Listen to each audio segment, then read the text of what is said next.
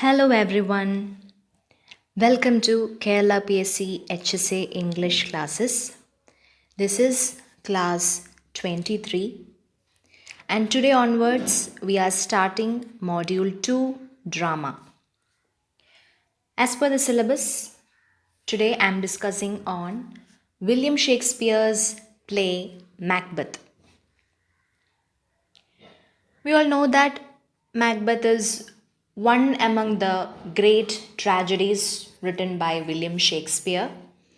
It deals with the ambition of Macbeth, the Thane of Glamis, to become the King of Scotland. The sources of Macbeth are Holinshed's Chronicles, Andro's original chronicle, George Buchanan's History of Scotland, Scott's Discoverie of Witchcraft, and King James' Demonology. Macbeth is written in 1603 to 1607. Thomas Middleton is believed to have adapted and abridged the original play written by Shakespeare. Macbeth is the third shortest play of Shakespeare. It first appeared in print in the first folio of 1623. It is believed to be first performed in 1606, possibly before King James himself, who was believed to have a descendant of Banquo. The play shows Shakespeare's close relationship with the king. The story is set in Scotland. Duncan, the king of Scotland's authority, is under the threat of rebellions by power-hungry nobles and invading Vikings. Macbeth and Banquo are the generals of the king's army. They have been commissioned to put down the rebellions and they emerge victorious. On their way back to King Duncan's court, they encounter three witches who prophesy that Macbeth will become the Thane of Cawdor and the King of Scotland. The witches also predict that Banquo's sons will be kings. After that, news comes that Macbeth has been made the Thane of Cawdor, which makes him believe in the witch's prophecy. So it fires his ambition to achieve kingship. Lady Macbeth, informed of what had happened, resolves that her husband will become the king. And when she comes to know that Duncan will spend the night at their castle at Inverness, she resolves or decides to do away with him.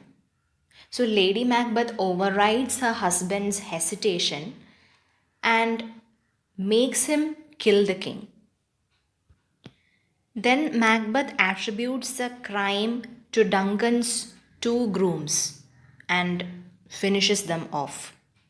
So, thinking that their life is in danger, the king's two sons flee. One is Malcom, he goes to England, and Donalbain to Ireland. So, their flight throws suspicion on them, as the sons may have done the crime. Then Macbeth assumes kingship, but he feels insecure. There is a fear in him that Banquo would be father to a line of kings, as per the prophecy. So he plans to murder Banquo and his son Fleance. He sent murderers to kill Banquo and his sons, but the sons escape. Then he realizes that he has scorched the snake. Macbeth feels guilty and sleeplessness, but the witches assure him that he will not be defeated until Birnam wood comes to Dunsanian castle, and that no man born of woman can harm him. So here we can see that Macbeth is so superstitious that he seeks out to the witches to learn more of his destiny.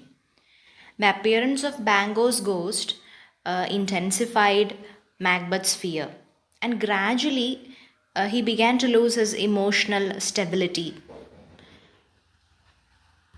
and peaceful mind. So the witches warn him against Macduff, the Thane of Fife. They also assure that Banquo's descendants will rule Scotland. Meanwhile, Macduff joins Malcolm in England against Macbeth. And when Macbeth learns this, he seizes Macduff castle and kills the members of his family. Macduff and Malcolm raises an army to dethrone Macbeth. In the meantime, what happens to Lady Macbeth is that she goes insane. She walks and talks in her sleep, betraying the secret of Duncan's murder. Her guilty consciousness drives her to death. Malcolm's soldiers cut branches from Birnam wood to camouflage their attack. And the army led by Macduff marches to Dunsanian castle.